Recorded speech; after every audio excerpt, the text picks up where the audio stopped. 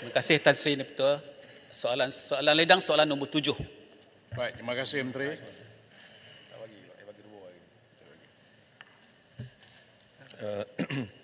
Datuk Ketua, terima kasih saya ucapkan untuk memberikan peluang untuk saya memberikan jawapan kepada Yang Berhormat Menteri Ledang. Izinkan saya juga Datuk Ketua untuk menjawab soalan ini bersekali dengan Yang Berhormat Kuala Kurau yang bertarikh 24 bulan dan juga Yang Berhormat Sungai Petani yang bertarikh 30 bulan. Ya. Bersekali Datuk Ketua kerana soalan yang sama berkenaan dengan PLKN. Datuk Ketua, kerajaan telah pun memikirkan semula untuk meneruskan PLKN. Jemaah Menteri pada tahun 2021 telah pun meluluskan untuk dikaji semula cara baru untuk kita meneruskan PLKN. Kerana PLKN ini amat baik untuk diberikan asas ketatanegaraan kepada belia-belia kita. Dan satu jawatankuasa khas telah pun ditubuhkan oleh MINDEF untuk mengkaji bagaimana cara untuk kita revive atau kita hidupkan semula PLKN ini, tetapi dengan template yang baru. Bukan kita mengikut template yang lama, yang mana PLKN yang dulunya dilakukan dia banyak kepada summer camp, Datuk Ketua. Ya. Tetapi kita nak supaya kali ini tidak berbelanja banyak, tetapi dia lebih memberikan orang kata pulangan yang baik kepada modal insan yang akan menyertai PLKN ini. Maka jawatankuasa yang telah pun dilantik tersebut telah beberapa kali memberikan pandangan kepada pihak kementerian dan kita telah minta supaya dia diubah suai sehingga ke satu tahap di mana pihak jawatankuasa melihat bahawa penyertaan daripada peringkat sekolah itu penting. Ya, bukan sahaja selepas sekolah, tetapi di peringkat sekolah itu betul apa yang kita panggil sebagai PLKN fasa 1, PLKN fasa 2 di mana dah habis sekolah, lepas SPM mereka masuk fasa 2 dan anak-anak yang lahir, belia-belia yang lahir daripada proses PLKN fasa 2 ini disambut kelahirannya pula oleh agensi-agensi yang lain. Kalau tidak dulu tu dia pergi sama-sama huri-huri, lepas tu tak ada apa-apa. Ya? Jadi dia tidak ada kesinambungan. Kelahiran mereka ini tidak disambut dan mereka terpinga-pinga dengan semangat yang berkobar-kobar tapi tak tahu nak buat apa. Jadi ini yang sedang kita lakukan, sedang kita kaji, di mana di bawah akta PLKN ini Datuk Ketua cuma yang berumur 16 tahun ke atas saja, ya, sehingga 35 tahun. Maka pelajar-pelajar tingkatan 4 yang sekarang di Kementerian Pelajaran telah ada kurikulum badan beruniform, macam-macam ada, ya. Macam-macam bombernya semua adalah, ya. Girl guide-nya semua ini diperkasakan lagi. Kerajaan boleh memberikan pemerkasaan kepada badan-badan beruniform ini dan apabila mereka selesai, tapi tingkatan 5 tak adalah. Tingkatan 5 tahun peperiksaan. Mereka ini keluar, maka kita Datuk Ketua akan menyambut mereka. Tapi kali ini Datuk Ketua kita nak lakukan, nak buat di kem-kem tentera. Ini fasa 2. Di mana kem tentera banyak kem-kem wataniah ni yang dianya banyak ideal daripada digunakan. Ya? Jadi kita akan melatih. Tapi dia tak mengambil masa macam dulu. Kita akan mengambil masa 45 hari sahaja. Yang mana 90% daripada fasa kedua ini, ketatanegaraan beruniform tu di sekolah dah. Di fasa 2 ni, kita banyak kepada tentera. Supaya membina jati diri mereka sebagai belia yang kuat, yang bertenaga, yang sehat.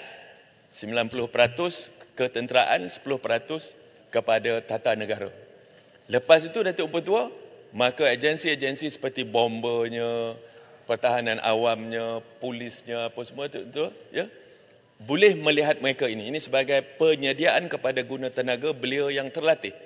yang telah pun ada jati diri, yang mempunyai semangat cintakan negara yang tinggi. Ini dia, Datuk Betul. Selain daripada mereka yang masuk universiti itu, dia akan meneruskan pelajaran. Tetapi mereka-mereka yang tidak berpeluang, tak bernasib baik masuk universiti, mereka ini dah kita latih, dah menjadi sebagai tenaga kerja yang bersedia untuk memikul tanggungjawab yang baik. Dan kita akan gunakan kem tentera, ada 13 kem wataniah, seluruh negara tu betul. Ada satu kem Polapol pusat di pusat latihan polis Jalan Tembak yang boleh accommodate 4,000 orang untuk 1 tahun. Dan kami boleh melatih lebih kurang 20,000 orang. Betul betul. 45 hari, 45 hari, 45 hari. Dan tenaga pelatih pun dah ada, tentera, jadi kurang kos betul-betul. Kosnya amat kurang. Kalau dulu kita berbelanja 500 lebih juta 1 tahun, kali ini daripada kertas kerja oleh jawatan kuasa ini betul-betul, kita tidak akan berbelanja lebih pada 100 juta. Penjimatan yang baik betul-betul. Ini adalah wang rakyat. Kita mesti buat elok-elok, tapi yang penting hasil daripada kita punya program PLKN ini dapat menyediakan belia kita yang berkualiti, belia yang berdisiplin, belia yang cintakan negara dan belia yang telah tersedia untuk memikul tanggungjawab di dalam masyarakat. Datuk Betul. Pada persoalan Kuala Kurau pula, apakah kita akan mengambil template Singapura dan Korea? Tidak. Mereka ini bukan khidmat negara, mereka ini adalah kerahan tenaga. Jadi kita tak mau ikut Korea ataupun Singapura, tapi kita akan ada template kita sendiri, Datuk Betul, untuk kita ubah sesuai. Bila dah siap, Datuk Betul, kertas kerja ini di peringkat kementerian, kita akan bentangkan di Majlis Keselamatan Negara untuk mendapat persetujuan dan keputusan kelulusan daripada MKN untuk kita mulakan PLKN 3.0, Datuk Betul. Terima kasih. Terima kasih. Ledang. InsyaAllah saya akan bagikan sebelah sini. Ledang dulu. Ya. Terima kasih, Terima kasih, Betul. Terima kasih Muhammad Menteri atas jawapan yang komprehensif dan menyeluruh tadi.